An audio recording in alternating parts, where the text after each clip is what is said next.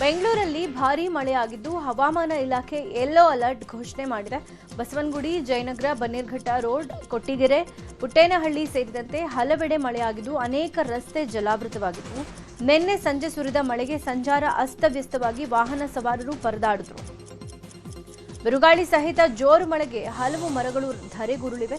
Jayanagar East end ಸಮೀಪ ಚಲಿಸ್ತಾ ಇದ್ದಂಥ auto ಮೇಲೆ ಬೃಹತ್ ಮರ ಬಿದ್ದು ಆಟೋ ಚಾಲಕ ಪ್ರಾಣಾಪಾಯದಿಂದ ಪಾರಾಗಿದ್ದಾರೆ. ಆದರೆ ಆಟೋ ಜಖಮಾಗಿದೆ. ರಸ್ತೆ ಮೇಲೆ ಬಿದ್ದ ಮರವನ್ನು ಜಿಪಿಎಸ್ ಸಿಬ್ಬಂದಿ ತೆರವುಗೊಳಿಸಿದ್ದಾರೆ. ಇನ್ನು ರೆಸಿಡೆನ್ಸಿ ರಸ್ತೆಯಲ್ಲಿ ಫುಟ್ಪಾತ್ನಲ್ಲಿದ್ದ ಮರ ಬುಡ ಸಮೇತ ಉರುಳಿ ಬಿದ್ದಿದೆ. ಸೇಕ್ರೆಡ್ ಹಾರ್ಟ್ ಹೈಸ್ಕೂಲ್ ಗೇಟ್ ಜಖಂಗೊಂಡಿದ್ದು ಸ್ಥಳಕ್ಕೆ ಅಶೋಕ್ ನಗರ ಪೊಲೀಸರು ಭೇಟಿ ನೀಡಿ ಪರಿಶೀಲನೆ ನಡೆಸಿದರು. ಜಿಬಿಎ ಅರಣ್ಯ ಸಿಬ್ಬಂದಿಗೆ ಮಾಹಿತಿ ತಿಳಿಸಿದ್ದಾರೆ.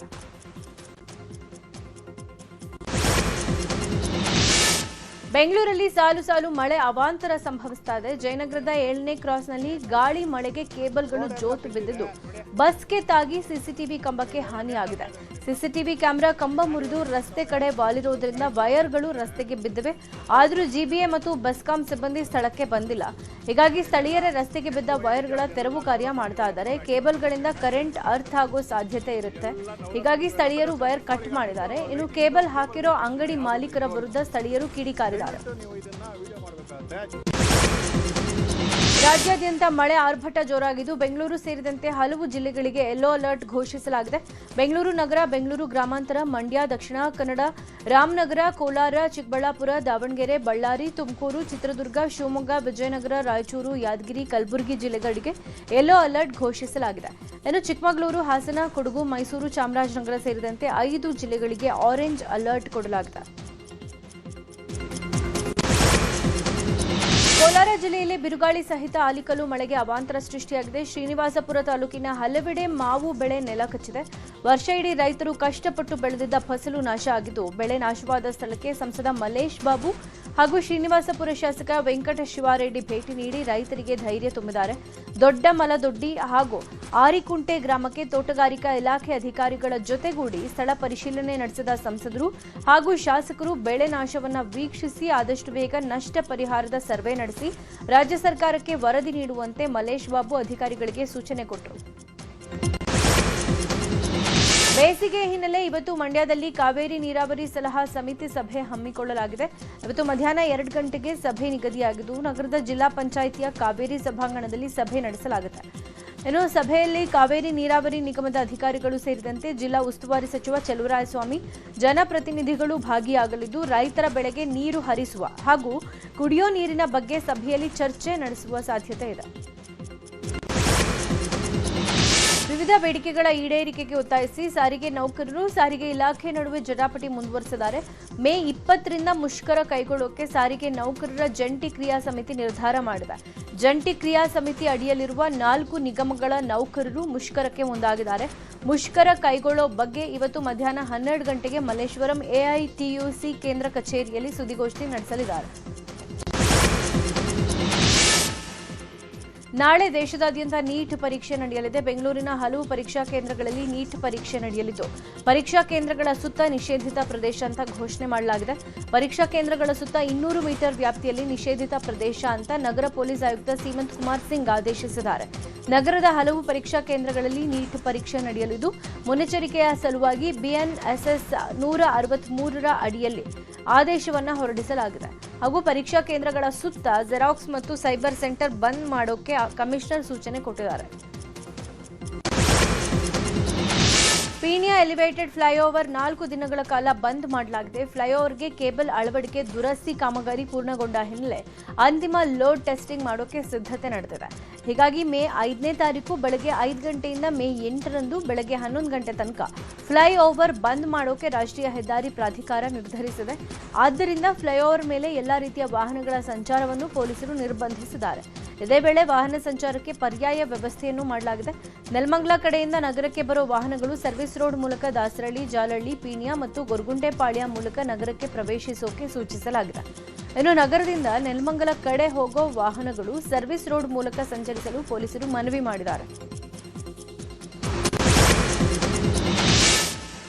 ಇವತ್ತು ಚಿಕ್ಕಮಗಳೂರಿನ ಶೃಂಗೇರಿ ಕ್ಷೇತ್ರದ 2023ರ ವಿಧಾನಸಭಾ ಕ್ಷೇತ್ರದ ಅಂಚೆ ಮತಗಳ ಮರು ಎಣಿಕೆ ನಡೆಯಲಿದೆ. ಹೈಕೋರ್ಟ್ ಆದೇಶದ ಮೇರೆಗೆ ಚುನಾವಣಾ ಆಯೋಗ ಮರು ಮತ ಎಣಿಕೆ ನಡೆಸಲಿದೆ. ಐಡಿಎಸ್ಜಿ ಕಾಲೇಜಿನಲ್ಲಿ ಪೊಲೀಸ್ ಬಿಗಿ ಭದ್ರತೆಯಲ್ಲಿ ಅಂಚೆ ಮತಗಳ ಮರು ಎಣಿಕೆ ನಡೆಯಲಿದ್ದು ಸಕಲ ಸಿದ್ಧತೆ ನಡೆಸಲಾಗಿದೆ. ಮರು ಅಂಚೆ ಮತಗಳ ಎಣಿಕೆ ನಡೆಯಬೇಕು ಅಂತ ಹೈಕೋರ್ಟ್ಗೆ ಬಿಜೆಪಿ ಅಭ್ಯರ್ಥಿ ಜೀವರಾಜ್ ಮೊರೆ ಹೋಗಿದ್ರು. ಏಪ್ರಿಲ್ 6ರಂದು ಮರು ಮತ ಎಣಿಕೆ ಮಾಡೋಕೆ ಹೈಕೋರ್ಟ್ ಆದೇಶ ಕೊಟ್ಟಿತ್ತು. ಜೊತೆಗೆ 12 ದಿನಗಳ ಒಳಗೆ ಸುಪ್ರೀಂ ಕೋರ್ಟ್ಗೆ ಮೇಲ್ಮನವಿ ಸಲ್ಲಿಸೋಕೆ ಅವಕಾಶವನ್ನು ಕೊಟ್ಟಿತ್ತು. ಆದರೆ ಶಾಸಕ ಟಿಡಿ ರಾಜೇಗೌಡ ಸುಪ್ರೀಂನಲ್ಲಿ ಮೇಲ್ಮನವಿ ಸಲ್ಲಿಸದ ಕಾರಣ ಹೈಕೋರ್ಟ್ ಮೇ 2ರಂದು ಅಂಚೆ ಮತಗಳ ಎಣಿಕೆ ಮಾಡೋಕೆ ಆದೇಶ ಕೊಟ್ಟಿತ್ತು.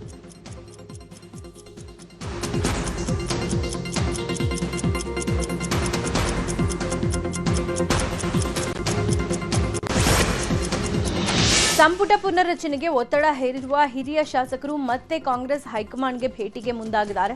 ಮೇ 5 ಅಥವಾ 7ರಂದು ದೆಹಲಿಗೆ ಪ್ರಯಾಣಿಸಲು ತಯಾರಿ ನಡೆಸಿದ್ದಾರೆ. ದೆಹಲಿಗೆ ಭೇಟಿ ನೀಡೋ ಶಾಸಕರ ಪಟ್ಟಿಯನ್ನು ಅಶೋಕ್ ಪಟ್ಟಣ್ ಸಿದ್ಧ ಮಾಡ್ತಾ ಇದ್ದಾರೆ. ಸುಮಾರು 50ಕ್ಕೂ ಹೆಚ್ಚು ಶಾಸಕರು ದೆಹಲಿಗೆ ಹೋಗ್ತೀವಿ ಅಂತ ಅಶೋಕ್ ಪಟ್ಟಣ್ ಹೇಳಿದ್ದಾರೆ. ಮೇ 4ರ ಚುನಾವಣಾ ಫಲಿತಾಂಶ ಹೊರಬೀಳ್ತಾ ಇದ್ದಂತೆ ದೆಹಲಿ ಕಡೆ ಶಾಸಕರು ಪ್ರಯಾಣಿಸಲಿದ್ದಾರೆ. ಕಳೆದ ಬಾರಿ 20 ಶಾಸಕರು ದೆಹಲಿಗೆ ಭೇಟಿ ನೀಡಿ ಸಚಿವ ಸ್ಥಾನಕ್ಕೆ ಡಿಮ್ಯಾಂಡ್ ಮಾಡಿದ್ರು. ಇದೀಗ 50ಕ್ಕೂ ಹೆಚ್ಚು ಶಾಸಕರು ದೆಹಲಿ ಭೇಟಿಗೆ ನಿರ್ಧಾರ ಮಾಡಿದ್ದಾರೆ. ಈಗಾಗಲೇ 25ಕ್ಕೂ ಹೆಚ್ಚು ಶಾಸಕರ ಲಿಸ್ಟ್ ರೆಡಿ ಮಾಡಲಾಗಿದೆ. ಕಾಂಗ್ರೆಸ್ನಲ್ಲಿ ಪವರ್ ಶೇರಿಂಗ್ ವಿಚಾರವಾಗಿ ಪರಿಷತ್ ಸದಸ್ಯ ಬಿಕೆ ಹರಿಪ್ರಸಾದ್ ಸಿಎಂ ಸಿದ್ದರಾಮಯ್ಯ ಅವರನ್ನ ಭೇಟಿ ಮಾಡಿದ್ದಾರೆ. ಕಾವೇರಿ ನಿವಾಸದಲ್ಲಿ ಬಿಕೆ ಹರಿಪ್ರಸಾದ್ ಜೊತೆ ಸಿಎಂ ಮಹತ್ವದ ಮಾತುಕತೆ ನಡೆಸಿದರು. ಸಿಎಂ ಜೊತೆಗಿನ ಬಿಕೆ ಹರಿಪ್ರಸಾದ್ ಭೇಟಿ ಕುತೂಹಲ ಕೆರಳಿಸಿದೆ. ರಾಜ್ಯದಲ್ಲಿ ಸಿಎಂ ಕುರ್ಚಿ ಬದಲಾವಣೆ ವಿಚಾರಕ್ಕೆ ಸಂಬಂಧಪಟ್ಟಂತೆ ಗೌರಿಬಿದನೂರಿನಲ್ಲಿ ಶಾಸಕ ಕೆಎಚ್ ಪುಟ್ಟಸ್ವಾಮಿ ಪ್ರತಿಕ್ರಿಯೆ ಕೊಟ್ಟಿದ್ದಾರೆ. ಚಿಕ್ಕಬಳ್ಳಾಪುರದ ಗೌರಿಬಿದನೂರಿನಲ್ಲಿ ಮಾತನಾಡಿದ ಶಾಸಕ ಪುಟ್ಟಸ್ವಾಮಿ, ಸಿಎಂ ಯಾರೇ ಆದರೂ 2028ರ ತನಕ ಕಾಂಗ್ರೆಸ್ ಸರ್ಕಾರ ಸದೃಢವಾಗಿರುತ್ತೆ. ನಾನು ಪಕ್ಷೇತರ ಅಭ್ಯರ್ಥಿಯಾಗಿ ಗೆದ್ದಿದ್ದೀನಿ. ನಮ್ಮ ಕ್ಷೇತ್ರವನ್ನ ಗಮನದಲ್ಲಿಟ್ಟುಕೊಂಡು ಕಾಂಗ್ರೆಸ್ಗೆ ಬೆಂಬಲ ಕೊಟ್ಟಿದ್ದೀನಿ ಹೊರತು ನಾನು ಯಾವುದೇ ಸಚಿವ ಸ್ಥಾನದ ಆಕಾಂಕ್ಷಿ ಅಲ್ಲ. ಯಾವುದೇ ಕಾರಣಕ್ಕೂ ದೆಹಲಿಗೆ ಹೋಗಲ್ಲ ಅಂತ ಹೇಳಿದ್ದಾರೆ. ಮಾಜಿ ಸಿಎಂ ದಿವಂಗತ ಎಸ್ಎಂ ಕೃಷ್ಣ ಮೊಮ್ಮಗ ಅಮರ್ತ್ಯ ಹೆಗಡೆ ತಂದೆ ಆಗಿದ್ದಾರೆ. ಡಿಸಿಎಂ ಡಿಕೆ ಶಿವಕುಮಾರ್ ಮಗಳು ಐಶ್ವರ್ಯ ಹೆಣ್ಣು ಮಗುವಿಗೆ ಜನ್ಮ ಕೊಟ್ಟಿದ್ದಾರೆ. ಆಸ್ಪತ್ರೆಗೆ ಭೇಟಿ ನೀಡಿ ಮಗಳು ಹಾಗೂ ಮಗುವನ್ನು ನೋಡಿ ಡಿಕೆಶಿ ಸಂಭ್ರಮಿಸಿದ್ದಾರೆ. ಬೆಂಗಳೂರಿನ ಕೆಆರ್ ಮಾರ್ಕೆಟ್ನಲ್ಲಿನ ನೆಲ ಮಹಡಿಯ ಪಾರ್ಕಿಂಗ್ ಲೋಕಾರ್ಪಣೆಗೊಂಡಿದೆ.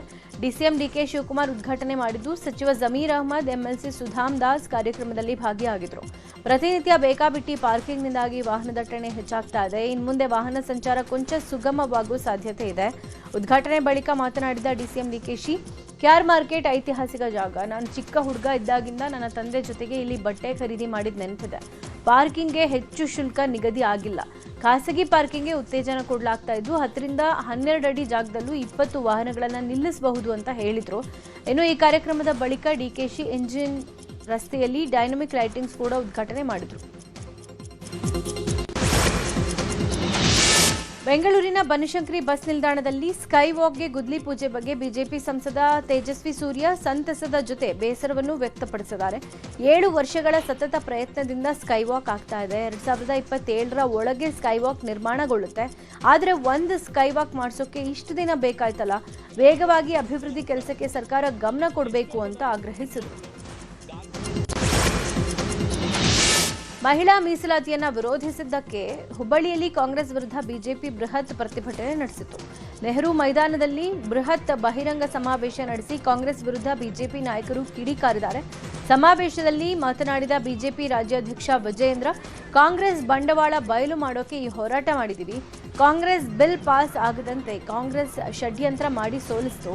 ಮಹಿಳೆಯರು ಸಮಾಜದ ಮುಂಚೂಣಿಗೆ ಬರೋದಿಷ್ಟ ಇಲ್ಲ ಅಂತ ಕಾಂಗ್ರೆಸ್ ವಿರುದ್ಧ ವಾಗ್ದಾಳಿ ನಡೆಸಿದ್ದಾರೆ. ಹಾಗೆ ನಮ್ಮ ಮಹಿಳೆಯರಾದಂಥ ಮಾಜಿ ಸಚಿವರಾದಂಥ ಸಿಸಿ ಪರಮೇಶ್ವರ್ ಅವರು ಹಾಗೂ ಮಹಾಪೌರರಾದಂಥ ಮಹಿಳೆಯರಾಗಿರ್ಬೋದು ವೇದಿಕೆ. ಕಮರ್ಷಿಯಲ್ ಸಿಲಿಂಡರ್ ಬೆಲೆಯಲ್ಲಿ 990 ರೂಪಾಯಿ ಏರಿಕೆ ಆಗಿದೆ. ಇದರಿಂದ ಹೋಟೆಲ್ ಮಾಲೀಕರಿಗೆ ಡಬಲ್ ಶಾಕ್ ಆಗಿದೆ. ಬೆಳಗಾವಿಯಲ್ಲಿ ಹೋಟೆಲ್ ಮಾಲೀಕರು ತಿಂಡಿ ಊಟದ ಬೆಲೆ ಹೆಚ್ಚಳಕ್ಕೆ ನಿರ್ಧಾರ ಮಾಡಿದ್ದಾರೆ. ಈ ಬಗ್ಗೆ ಇನ್ನೆರಡು ದಿನಗಳಲ್ಲಿ ಸಭೆ ನಡೆಸಿ ತೀರ್ಮಾನ ಕೈಗೊಳ್ಳಲಿದ್ದಾರೆ. ಇನ್ನು ಇದೇ ವೇಳೆ ಪರ್ಯಾಯ ಇಂಧನದ ಬಗ್ಗೆಯೂ ಚರ್ಚೆ ನಡೆಸಲಿದ್ದಾರೆ. ಈ ಬಗ್ಗೆ ಹೋಟೆಲ್ ಮಾಲೀಕರ ಸಂಘದ ಅಧ್ಯಕ್ಷ ಅಜಿತ್ ಪೈ ಮಾತನಾಡಿ, ಸಿಲಿಂಡರ್ ಬೆಲೆಯಲ್ಲಿ 35% ಏರಿಕೆ ಹಿನ್ನೆಲೆ ಹೋಟೆಲ್ನಲ್ಲಿ ತಿಂಡಿ ಊಟದ ಬೆಲೆ ಏರಿಕೆ ಅನಿವಾರ್ಯ. ಎಷ್ಟು ಏರಿಕೆ ಅನ್ನೋ ಬಗ್ಗೆ ಶೀಘ್ರದಲ್ಲೇ ತೀರ್ಮಾನ ಮಾಡ್ತೀವಿ ಅಂತ ನ್ಯೂಸ್ 18ಗೆ ತಿಳಿಸಿದರು. ಕಮರ್ಷಿಯಲ್ ಸಿಲಿಂಡರ್ ಬೆಲೆಯಲ್ಲಿ 990 ರೂಪಾಯಿ ಏರಿಕೆ ಆಗಿದ್ದು, ಈಗಾಗಲೇ ಗ್ರಾಹಕರಿಗೆ ಬೆಲೆ ಏರಿಕೆಯ ಬಿಸಿ ತಟ್ಟದ. ಈ ಮಧ್ಯೆ ಕೇಂದ್ರ ಸರ್ಕಾರ ಪೆಟ್ರೋಲ್ ಡೀಸೆಲ್ ದರವನ್ನು ಲೀಟರ್ಗೆ 4 ರಿಂದ 5 ರೂಪಾಯಿ ಮತ್ತು ಗೃಹ ಬಳಕೆ ಎಲ್ಪಿಜಿ ದರವನ್ನು 40 ರಿಂದ 50 ರೂಪಾಯಿ ಏರಿಸೋ ಸಾಧ್ಯತೆ ಇದೆ. ಇನ್ನೊಂದೇ ವಾರದಲ್ಲಿ ಪೆಟ್ರೋಲ್ ಡೀಸೆಲ್ ಹಾಗೂ ಎಲ್ಪಿಜಿ ದರ ಏರಿಕೆಯಾಗುವ ಸಾಧ್ಯತೆ ಇದೆ ಎನ್ನಲಾಗಿದೆ.